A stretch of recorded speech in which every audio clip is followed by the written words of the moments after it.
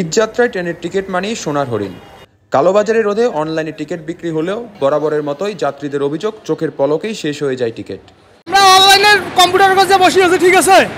আমাদের প্রশ্ন, আমরা বসে থাকতে থাকতে টিকিট ছাড়তে ছাড়তে বুকিং হতে 1 মিনিটের মধ্যে, এটা কীভাবে হচ্ছে আমরা তো জানি না। অনলাইনে না পাওয়ায় স্টেশনে এসেও টিকিট কিনতে হয় যাত্রীদের। অবশেষে কাঙ্ক্ষিত টিকিট মিললেও গুনতে হচ্ছে বাড়তি টাকা। টিকিট ম্যানেজার নামেও বাড়তি নেওয়ার অভিযোগ খোদ কমলাপুর রেল স্টেশনের কতিপয় কর্মচারীর বিরুদ্ধে। আমরা কাউন্টারে গেছি, যাওয়ার পরে বলতেছে যে, আমি বলছি যে স্টার্টিং দেওয়ার জন্য, উনি বলতেছে যে স্টার্টিং তো একটা সিট আছে। আমি বলছি সিট আছে, আচ্ছা ঠিক আছে। বলতেছে 200 টাকা দাও। তো আমি 200 টাকা দিলাম।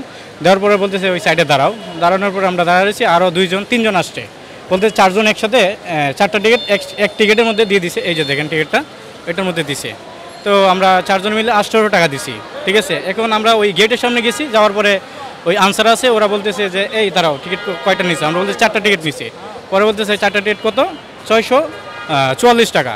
আমাদেরকে জিজ্ঞেস করতে কত টাকা দিছো। আমি বলছি যে 1800 টাকা দিছি। বলছে যে 1800 টাকা তো এটার মূল্য না, 644 টাকা, টাকা ফেরত দেন। আমি বলি না, মূলত টিকিটের দাম হয়েছে 644 টাকা, নিয়ে আমার কাছে নিচ্ছে 800 টাকা। 3 নম্বরে এক পুরুষ আছিল। এটা আমরা দেখতেছি একটু খারাপই, কারণ হচ্ছে কি আমরা তো জানি না। প্রথমত হচ্ছে উনি আমাদেরকে রিটার্ন টাকাটা দেওয়ার দরকার ছিল, বলার দরকার ছিল যে ভাই 100 টাকা নিয়ে যাও। উনি কিছু বলে নাই। অভিযোগের বিষয়ে কাউন্টারে যোগাযোগ করলেও কথা বলতে রাজি হননি। এই যে টিকিটটার, এটার দাম দেখাচ্ছে 644 টাকা, সেখানে আপনি 800 টাকা কিভাবে নিয়েছেন? এই টিকিটটা 5 মিনিট আগে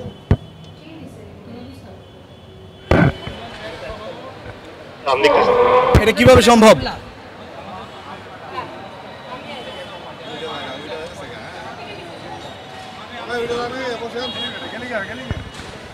এসব অভিযোগ নিয়ে কথা বলেননি কমলাপুর স্টেশন ম্যানেজার শাহাদাত হোসেন।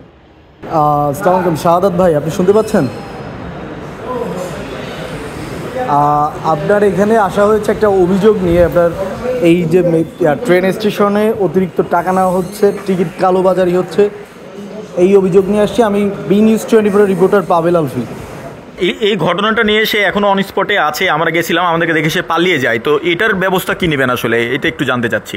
হ্যাঁ, আপনার কাছে যদি এভিডেন্স থাকে তাহলে আপনি আমাকে দিয়ে সহযোগিতা করেন, আমি আইনানুগ ব্যবস্থা নিব। মিটিং এর কথা বলে প্রায় 2 ঘন্টা বসিয়ে রাখলেও পরে যোগাযোগ করেননি।